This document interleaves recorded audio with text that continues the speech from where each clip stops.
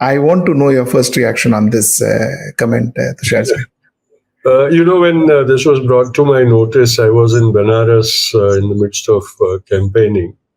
And my first and spontaneous reaction was to burst out laughing, because I thought, what could be more hilarious than such an outrageous comment?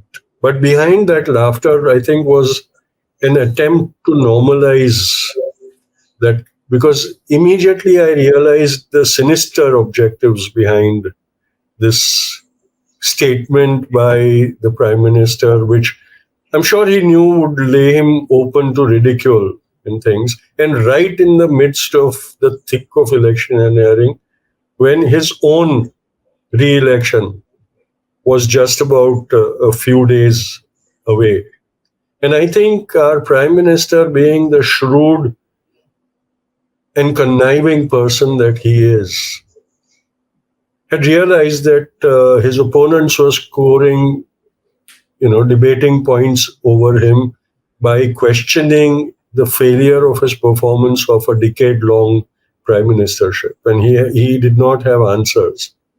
And so in a very cunning way, he introduced this outrageous statement in the public sphere, knowing that it would create a big storm and it would keep his opponents occupied for 24 hours at least. And in that objective, he has succeeded beyond even what I think he imagined it would be. And he has kept all the opposition leaders and, the so-called intellectuals like me countering that ridiculous and absolutely despicable statement that he made. And it was so blatantly weak a statement that the examples he quoted in that statement, saying he was not even as popular as Martin Luther King and Mandela. Now, both these gentlemen have in writing and in all their speeches acknowledged Bapu as being their inspiration and their icon, whom they follow. Absolutely.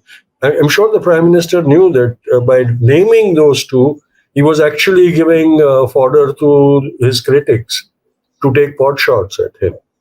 And so I very, very honestly believe that this was a ploy so that he could get 24 to 36 hours to carry on uninterrupted his style of campaigning and keep his opponents busy countering his slanderous and asinine comment. I'm sure, I'm sorry I use these strong words, but I just can't think of anything better than that. And so I think that is the real motive behind this. Because I'm sure he knew that by making this statement, he was just going to be completely, pilloried and face criticism and all that. And I think he decided that this was much better than being questioned about the failure of his administration for 10 years. Correct. Tusharji, growing up, I'm sure you will also agree. Growing up, we always spoke about secularism. We always spoke about the unity and diversity of our country. We spoke about the unity in the diversity of our country. We took pride in our secular fabric of our country. Now, post 2014, primarily, the secularism went out of the window.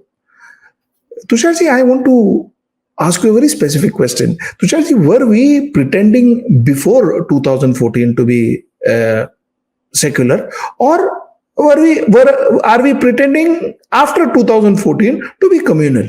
What exactly are we as Indians?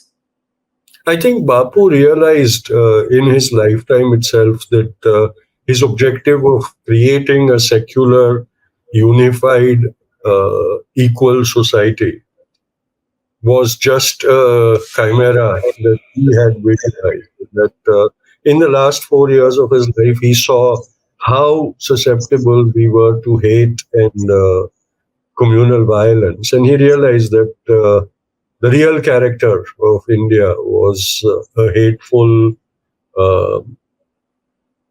nature. And I think it's this process of demystifying Indians began in 92. And by 2014, it had completely stripped the veneer of secularism and liberalism and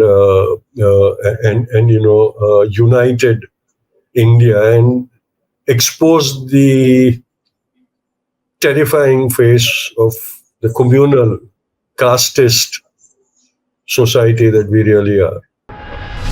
Stay ahead with our cutting edge news app. Instantly access the latest shorts in just 1 minute and breaking news in just 50 words. Download now for a smarter, faster news experience.